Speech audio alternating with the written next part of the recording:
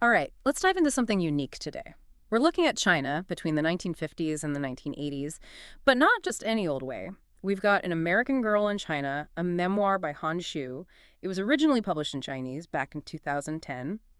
I'm so curious to get her perspective, her view of what life was actually like back then. Using a firsthand account like this is really valuable. It takes us beyond those big historical narratives, gives us something much more personal.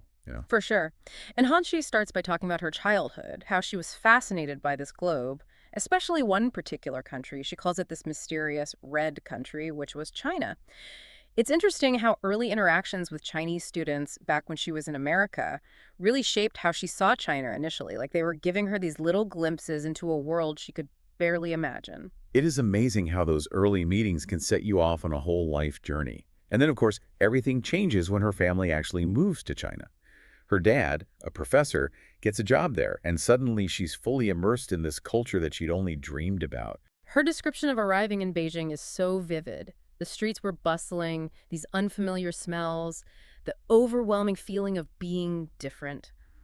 It really paints a powerful picture of what that cultural immersion must have felt like, especially back then. Yeah, and that feeling of being a foreigner keeps coming up in her early experiences there.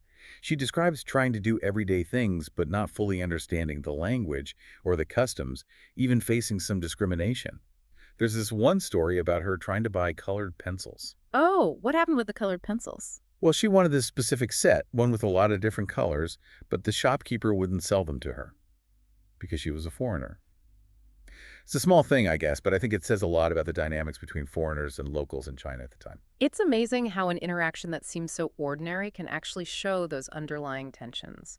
Really makes you think about how even the most mundane encounters are influenced by those bigger societal forces, doesn't it? And how those experiences can make someone feel like an outsider, shaping their whole view of themselves in that new place. But Hanju doesn't give up. She navigates a whole new education system and even enrolls in this really prestigious university. And this is where things start to get especially interesting to me. She's one of just a handful of foreign students at this university, which is heavily influenced by the political stuff happening at the time. This is during the Great Leap Forward. Exactly, and while Hanju doesn't really criticize the Great Leap Forward directly in her memoir, the things she shares, like anecdotes about food shortages and this constant pressure to conform to these very specific ways of thinking, kind of hint at the campaign's more, well, let's just say complicated reality. It's like she's giving us these little peeks into what people were actually experiencing back then, a perspective you don't get from the official historical accounts. It's like we're getting this nuanced understanding of how these large-scale political things actually impacted people's lives day to day. It's not just about these abstract policies, it's about how they change the lives of individuals and communities. And how those individuals managed, how they navigated those changes, often in very subtle, unspoken ways. So then, after graduation, Hanju enters the workforce, and she runs into another big aspect of that era, the May 7th cadre schools. Can you tell us a bit about those? Sure. So the May 7th cadre schools were set up during the Cultural Revolution. They were supposed to re-educate intellectuals and government officials. How? By sending them to work in rural areas, they were involved in manual labor and ideological study. So this wasn't just your average office job for Hanju after graduating. This sounds intense. It was. It was a time of serious physical work and ideological immersion. Think farming, construction, and being taught communist principles. It was all about breaking down what they saw as elitism and reconnecting people with the working class. It's interesting how Hanju weaves these experiences into her narrative. She's honest about the struggles and the cultural clashes, but she also highlights these unexpected bits of humor and genuine connection. There are these great anecdotes about food and social customs and holidays, things that really bring the contrast between American and Chinese culture to life. Those little stories give it such a feeling of you were there and make the story so relatable. It humanizes a time period that's usually portrayed in these broad strokes. Reminds us that people were just living their lives, making connections, finding joy, even in the midst of all this change, all this cultural and political upheaval. And speaking of change, eventually Han Xu goes back to America after all these years in China. I can only imagine what kind of reverse culture shock that must have been. It's a fascinating part of her story, something that a lot of immigrants and expats can relate to. After being immersed in a different culture for so long, going back home can feel like stepping into someplace completely foreign. She talks about feeling like a stranger in her own country, like it was hard to explain her experiences to people who just couldn't understand them. Makes you wonder how all that time in China actually changed her. Did it make her think differently about what being American even means? Did it shift her whole idea of home? Those are great questions. And I think her memoir, while it doesn't give us direct answers, makes us consider how powerful cultural immersion can be, how it can really change who we are in some deep ways. It's like her journey becomes this mirror, reflecting back on us, making us examine our own ideas about culture, about identity, about belonging. And I think that's one of the most valuable things about personal stories like Han Xiu's. They push us to broaden our perspectives and see the world through different lenses. It's interesting how she uses that childhood thing with the globe to kind of, I don't know, set up her whole journey. Like the globe was this symbol of her wanting to explore, wanting to understand things beyond what she knew. Yeah, it is. It is. It reminds us that those dreams we have as kids, those little things we're curious about, can lead us to some pretty unexpected places. And for Han Xiu, it led to this deep, deep dive into Chinese culture. Talking about that, her book is full of these amazing little stories that really show how deeply she was immersed in the culture. I especially like the one about her visiting this rural village during Chinese New Year. Oh, yeah, that's a great one. She describes the celebrations, all the energy, the amazing food, and this strong, strong sense of community. Like Yeah. it's a world away from how she grew up in America, but she just embraces it. She's part of the traditions and customs with this sense of, I don't know, wonder and respect. And it's in moments like that where you really see her truly appreciating Chinese culture. It's not just about watching from the outside, it's about jumping in and trying to get those little nuances of a different way of life. And by jumping in like that, she's bound to run into those cultural clashes, which, like you said earlier, can be super insightful. Oh, yeah, totally. Like that time she was invited to a dinner party and was like, what is going on here with this whole Ganbei thing? Yeah. Mm. The tradition of toasting and drinking with everyone at the table, it can be a lot, especially if you've never seen it before. And for Hanju, at first it was this huge cultural difference. But it's so interesting to see how she figures it out, how she even starts to appreciate that feeling of, togetherness that it creates. It just shows how even something as simple as a social custom can reflect these bigger values and social norms, and how navigating those differences can be tough, but also really rewarding. It's all about growing, adapting, and in the end, expanding your view of the world and of yourself. Hmm. But it's important to remember that immersing yourself in a different culture isn't always easy or smooth. That's a really good point. Hanju is very honest about the tough stuff she went through. Being lonely, missing her family, the struggle to adapt to a place where she didn't always feel like she belonged, and those times when she felt frustrated and isolated, things that are bound to happen when you're living in such a different way. And it's in those tough moments, I think, that real growth and self-discovery happen.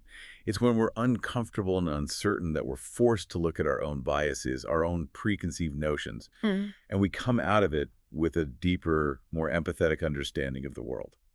So as we're getting close to the end of our deep dive into Hanju's story, I'm wondering what you think are some of the key takeaways for our listeners. What are the things that stick with you, the lasting impressions this memoir leaves us with? Well, one of the big ones for me is how powerful personal stories can be in shaping how we understand history and culture. We're learning about China not through some dry history book or some political analysis, but through someone's lived experience, someone who navigated that complex reality. It makes history feel real, relatable in a way that textbooks just can't do. It's like we're getting this inside scoop, this peek into the lives of people who are actually there going through those historical events. It adds a level of depth and understanding that's really, really valuable. Absolutely. And even beyond that, I think Hanju's journey shows us how important it is to be open to different perspectives, to challenge the things we assume to be true. By getting outside our comfort zones and experiencing different cultures, we open ourselves up to new ways of thinking, new ways of being. We develop more empathy and a deeper appreciation for how complex the human experience really is. It reminds us that there's just so much to learn from cultures and perspectives that are different from our own, and those experiences can be incredibly enriching, both personally and intellectually. And let's not forget, Han Xi's memoir was first published in Chinese. That adds another layer to her story. Makes you think about how Chinese readers saw it. Did they connect with her portrayal of their country and history? Did it make them question their own views? Those are really interesting questions, aren't they? It really highlights how differently people can interpret and understand stories depending on their own backgrounds and experiences. And that's what's so great about stories. They can bridge cultures, build empathy and understanding, even across differences that seem huge. It's a reminder that while our own experiences might be unique, we're all connected by those basic human emotions, aspirations, and struggles. Yeah, it really shows how stories can go beyond borders, create these connections between people. Like Han Xi's story is this window into a world that a lot of us might not know much about. And it's like she's inviting us to step through that window and experience it ourselves. One thing that really stands out to me is how Han Xiu's whole journey kind of makes you question what American even means. She's so immersed in Chinese culture for years, embracing those traditions, navigating all those complexities. So when she goes back to America, it's not just a simple I'm home moment. It's more like she's having to redefine who she is. Yeah, it brings up those questions about how we define home, how we define belonging, especially after going through such a big cultural change. Does home become a place or a feeling, a bunch of memories? Maybe it's all those things mixed together. It's a question a lot of us deal with, especially now. The world's so interconnected, people are moving between countries, between cultures, between identities, more than ever. And Han Ju's story gives us this really useful way to understand those complicated parts of it all. And it's a story that, like we've been talking about, started with this little globe and a young girl curious about a place far, far away. It's a nice reminder that the biggest adventures we have can often come from those little sparks of wonder we feel early on. And that exploring can take on so many different forms. Exactly. You don't have to travel to some far-off country to explore. It could be reading a book, having a conversation, watching a film, or even just sitting quietly and letting yourself question your own assumptions. Embrace the things you don't know. So as we're wrapping up our deep dive into Hanji's memoir, I'm feeling grateful, really, that she was willing to share her experiences and what she learned. It's a story that's challenged us, inspired us, and left us with, I don't know, maybe more questions than answers. And maybe that's the best gift a story can give. Something that stays with you, something that makes you want to keep exploring, keep questioning, and keep engaging with the world in ways that have more meaning. Well, if you're listening and feeling inspired to kind of broaden your own horizons, I'd recommend checking out Hanju's memoir. It's a journey worth taking, one that might help you discover something new about yourself, something new about the world around you. And remember, exploring doesn't have to be this huge expedition. It can be as simple as striking up a conversation with someone from a different background, trying a new dish, picking up a book on a topic you've always been curious about. Just open yourself up to new things, and you'll be surprised by what you find. Thanks for joining us for this deep dive. We'll catch you next time for another exploration into a fascinating world.